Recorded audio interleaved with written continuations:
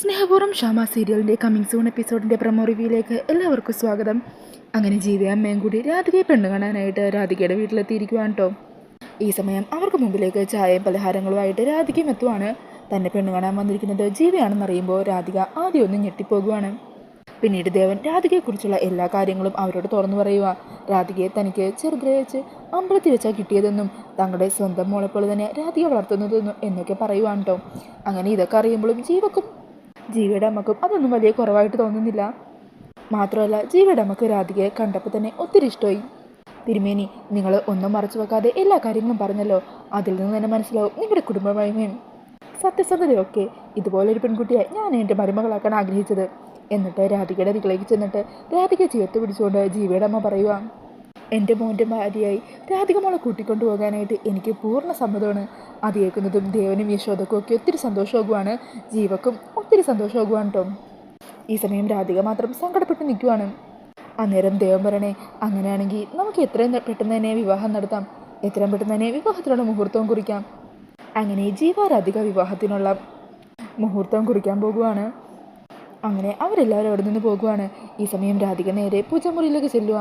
എന്നിട്ട് കണ്ണൻ്റെ മുമ്പിൽ കരഞ്ഞു പ്രാർത്ഥിക്കുക, ഭഗവാനെ, ഒരിക്കൽ ഞാൻ ഒരാൾക്ക് മുമ്പിൽ താലിക്ക് വേണ്ടി കഴുത്തിൽ കുനിച്ചു കൊടുത്തതാ.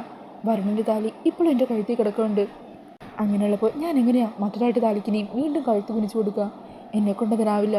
ഈ വിവാഹം നീ തന്നെ എങ്ങനെയെങ്കിലും മുടക്കണേ എന്ന് പറഞ്ഞ രാധിക കണ്ണൻ്റെ മുമ്പിൽ കരഞ്ഞു പ്രാർത്ഥിക്കുവാണ്. പിന്നീട് കാണിക്കുന്നത് റിസോർട്ടിലെത്തിയിരിക്കുന്ന വരുണിനെയും പ്രിയങ്കനെയാണ് കേട്ടോ. അവർ രണ്ടാളും അവിടെ എത്തിയിട്ടും ഏതു നേരത്തും തല്ലും വഴക്കും ബഹളമൊക്കെയാണ്. ഈ സമയത്തായിരിക്കോട്ടോ അവരുടെ തൊട്ട് പിന്നാലെ തന്നെ കൽപ്പനയും മുത്തശ്ശിയും പത്മിനിയും ഉർവശിയും ഗൗതവും ഒക്കെ എത്തുന്നത്. അങ്ങനെ അവർ കൂടെ വന്നത് കാണുന്നതും വരുണും പ്രിയങ്കയും അന്തം വിട്ട് നിൽക്കുക. അല്ല, നിങ്ങളെല്ലാവരും എന്താ ഇവിടെ? അന്നേരം മുത്തശ്ശി പറയണേ, നിങ്ങളിങ്ങോട്ട് പോകുന്നില്ലേ? അപ്പോൾ വിചാരിച്ചു നമുക്ക് എല്ലാവർക്കും കൂടി ഒന്ന് പോയാലോ എന്ന്. കൽപ്പനക്കും സൂര്യക്കും ഒക്കെ പുറത്തൊക്കെ ഒന്ന് ചുറ്റണമെന്ന് ആഗ്രഹം ഉണ്ടാവില്ലേ? അതുകൊണ്ട് ഞങ്ങൾ എല്ലാവരും കൂടി പോന്നു. നമുക്കെല്ലാവർക്കും ഫാമിലിയായിട്ട് 2-3 ദിവസം കൂടെ അടിച്ചു പൊളിക്കാം. പിന്നീട് രാത്രി റൂമിലിരുന്ന് വഴക്കിടുന്ന പ്രിയങ്കേനെ വരുണ്ണയാണ് കേട്ടോ കാണിക്കുന്നത്. പ്രിയങ്ക പറയുമോ, ഓ എനിക്ക് മതിയായി അഭിനയം. നിങ്ങളുടെ വീട്ടുകാർക്ക് മുമ്പിലൊക്കെ ഇങ്ങനെ അഭിനയിച്ച് മടുത്തു. എനിക്കിനി ഇതിങ്ങനെ നീട്ടിക്കൊണ്ടു പോകാൻ പറ്റില്ല. അങ്ങനെ ഓരോന്നൊക്കെ പറഞ്ഞ് വരുണ്ണ ദേഷ്യം പിടിപ്പിച്ചുകൊണ്ടിരിക്കുകയാണ് കേട്ടോ. ഈ സമയം അവരുടെ റൂമിൻ്റെ ഫ്രണ്ടിലെത്തുന്ന ഗൗതം ഇവരുടെ വഴക്ക് കാണുവാണ്. അങ്ങനെ ജനലിൽ കൂടി ഇതെല്ലാം കാണുന്ന ഗൗതം അത് ഫോണിൽ പകർത്തുവാണ് കേട്ടോ. ഈ സമയം വരുൺ ദേഷ്യം വന്ന് പ്രിയങ്കയോട് പറയണേ, ഇത് മിണ്ടാതിരിക്കണം, ഇല്ലെങ്കിൽ ഞാൻ കൊന്നുകളയും. കൊല്ലടോ, എങ്കിൽ കൊല്ലേ എന്ന് പറഞ്ഞ് വരുണിൻ്റെ കൈ ഇങ്ങനെ എടുത്ത് പ്രിയങ്കയുടെ കഴുത്തിലേക്ക് എന്നെ ഇങ്ങനെ പിടിപ്പിക്കുക. കൊല്ല്, താൻ എന്നെ കൊല്ലും.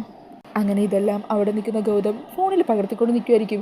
ഈ സമയം ഈ കാഴ്ച കൊണ്ട് അങ്ങോട്ടേക്ക് വരുന്ന മുത്തശ്ശി ഗൗതമിനെ പിടിച്ച് തല്ലുവാണ്. ഡാ, നീ എന്ത് വൃത്തികേടാ കാണിക്കുന്നത്? കുട്ടികളുടെ മുറിയിലും ഒളിഞ്ഞു നോക്കുന്നോ, നാണം കെട്ടവനെ എന്നൊക്കെ പറഞ്ഞ് ഗൗതമിനെ കുറേ തല്ലുകയും ചീത്ത പറയുകയൊക്കെ ചെയ്യുന്നുണ്ട് കേട്ടോ. ഈ സമയം ഒച്ച ബഹളവും കേട്ടും കൽപ്പനയും ഉർവശിയും എല്ലാവരും അവിടെ എത്തുവാണ്. അങ്ങനെ മുത്തശ്ശി ഗൗതം ചെയ്ത കാര്യമൊക്കെ പറയുവാണ് കേട്ടോ. അന്നേരം ഗൗതം പറയണേ, ഞാൻ ഇവരുടെ റൂമിൽ ഒളിഞ്ഞു നോക്കാൻ പോയതൊന്നുമല്ല. അതുവഴി പോയപ്പോൾ ഇവരുടെ റൂമിൻ്റെ ഉള്ളിൽ നിന്ന് ഭയങ്കര വഴക്കും ബഹളം ഒച്ചയും ബഹളവും ഒക്കെ കേട്ടു. ചുമ്മാ ഇവർ തന്നെ വഴക്കിടുക എന്ന് പറഞ്ഞാൽ നിങ്ങളാരും വിശ്വസിക്കില്ലല്ലോ. അത് കാരണം അതെല്ലാവരെയും ബോധ്യപ്പെടുത്താനായിട്ട് ഞാൻ അതിൻ്റെ ദൃശ്യങ്ങൾ ഫോണിൽ പകർത്തുമായിരുന്നു. അത് കേൾക്കുന്നതും വരുണും പ്രിയങ്ക അങ്ങ് ഞെട്ടിപ്പോകുവാണ്.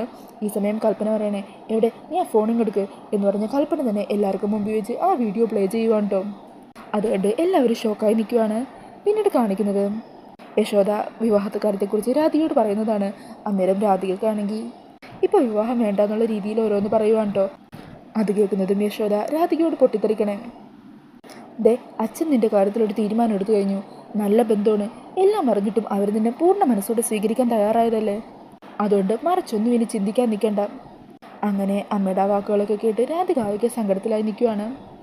അപ്പോൾ ഈ ഒരു പ്രൊമോ റിവ്യൂ ഇഷ്ടമായിട്ടുണ്ടെങ്കിൽ മറക്കാതെ വീഡിയോ ഒന്ന് ലൈക്ക് ചെയ്യണേ.